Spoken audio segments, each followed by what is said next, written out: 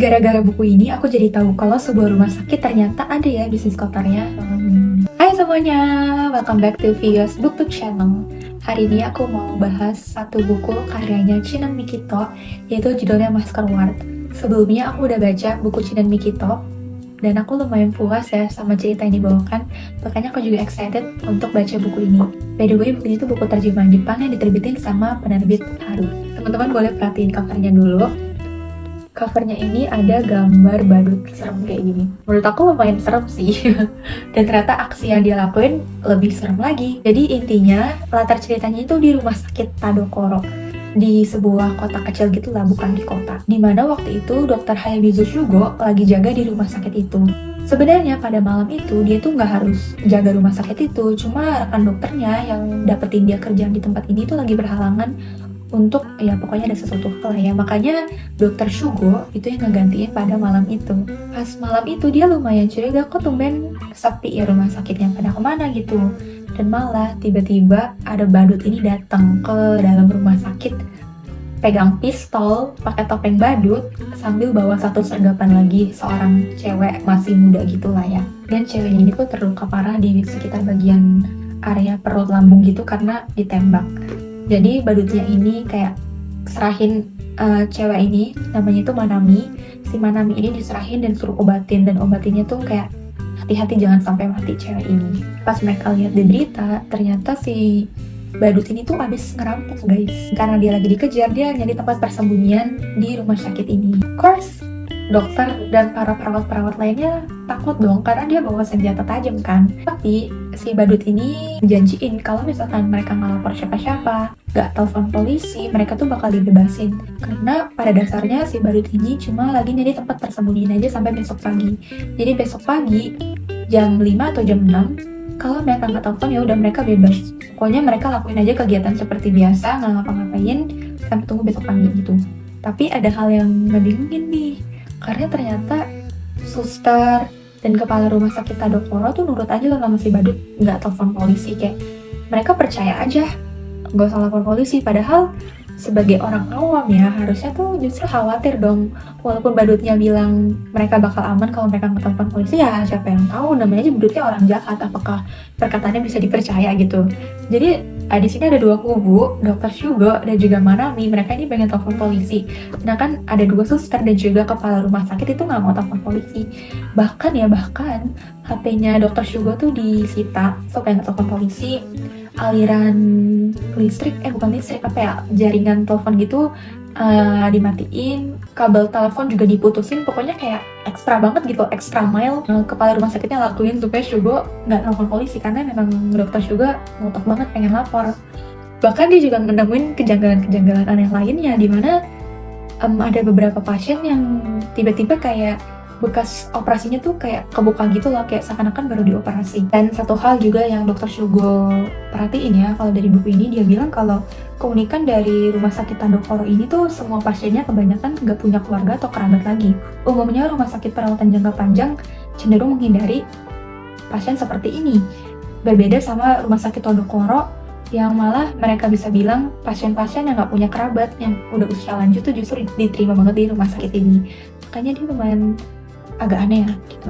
Dan mulailah dia sama Manami ini menyelidiki rekam-rekam medis pasien ada berapa, lihatlah hubungannya kayak benang merahnya tuh seperti apa. Jujur aku ngerasa ikut deg-degan banget sih, karena auranya tuh berasa kayak deg-deg gitu loh, kayak hati aku ngerasa ada kayak gitu.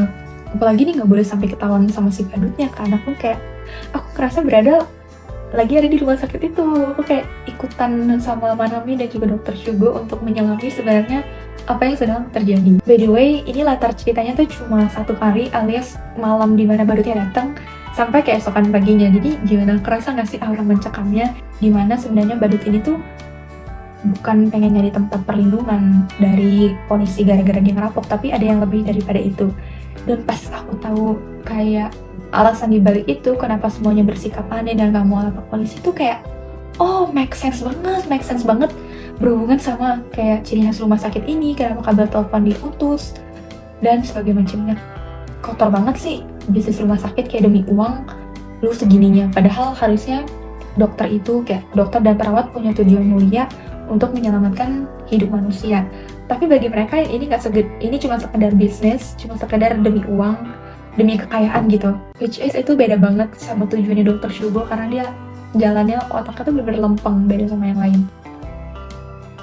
Dan karakter-karakter si Badut dan juga yang lainnya tuh jujur nggak bisa dipercaya juga sih, karena mereka punya alasan lainnya atau misi lainnya. Jadi buku Maskerward ini tuh tipikal buku yang dari awal tuh kita udah dikasih tahu lagi ada masalah apa, lagi ada kengerian apa. Jadi dari awal pun aura di sini udah mencekam, kita pembaca seakan-akan udah diajak untuk menyelami masalahnya langsung. Ini masalahnya ya, kita lagi disergap sama Badut gitu. Cuma pas aku udah tahu kayak alasannya bisnis kotornya ini apa, aku sempet diturunin ekspektasinya kayak ya oke lah, cuma gitu doang.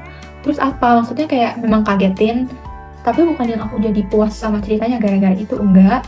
Kayak polisi nggak bisa nemuin apa-apa, nggak bisa nemuin penjelasan yang pasti cuma dari bisnis itu aja, tapi hal-hal lainnya masih banyak pertanyaan di sepanjang buku itu belum kejawab pada saat mereka semua ditemuin sama polisi. Jadi aku masih kayak masa sih cuma gini doang, padahal aku udah baca segini jauhnya dan udah sebermasalah ini, tapi masih cuma sekedar gitu aja, kayak ya udah cuma bisnis ini aja dan mereka ditangkap. Kayak tapi ternyata enggak. Kayak 30 atau 30-an halaman terakhir tuh pas si Dr. Shugo lagi merenungi nasib dia setelah diinterogasi bla bla bla, itu kayak celing, dia tiba-tiba kayak wah, mata dia tuh terbuka, pikiran dia terbuka, otak dia langsung jalan, langsung encer, karena dia teringat suatu hal yang selama ini dia agak lupa karena otaknya atau pikirannya tuh sudah tertuju sama hal lain yang ada di depan dia. Jadi dia lupa sama satu hal ini yang kayak sebenarnya tuh penting banget.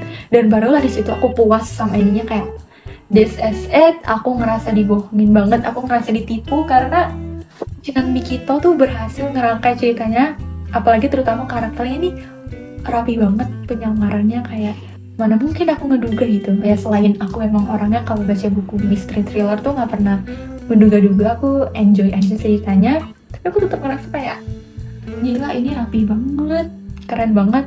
Aku salut sama cerita yang dijalin di buku Maskerward ini. Dan untuk buku Maskerward ini aku bisa kasih 4 dari 5 bintang, karena aku suka banget sama cerita yang dibawakan Shinan Mikito.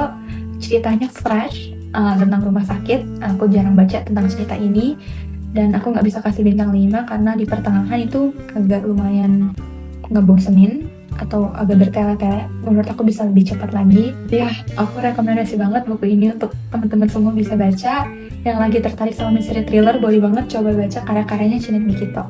Thank you teman-teman udah nonton sampai habis. Sampai jumpa di review-review aku selanjutnya. Bye-bye.